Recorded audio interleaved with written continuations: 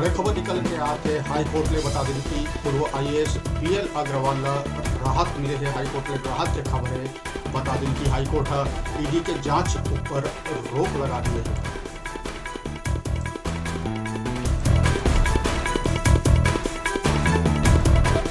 तो बड़का खबर बिलासपुर हाई कोर्ट ने बता दी कि पूर्व आईएएस बीएल अग्रवाल के ऊपर जो ईडी जांच हुआ परिषद के ऊपर हाई कोर्ट ने रोक लगा दी है। अभी के बड़का खबर पूर्व आईएएस बीएल अग्रवाल पर राहत है खबर।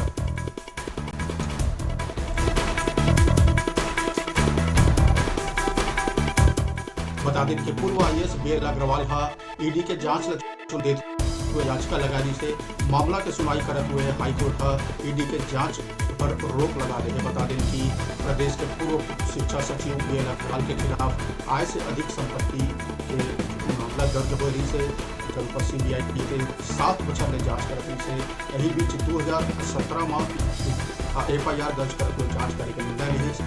बीएल अग्रवाल के अधिवक्ता दलील दी कि दोनों की जांच एजेंसी अब तक कोई गड़बड़ी साबित नहीं कर पाए है। ऐसे में लंबे समय तक जांच जारी रही और लगाया याचिका स्वीकार करते हुए हाईकोर्ट बीएल अग्रवाल के खिलाफ जांच पर रोक लगा दी।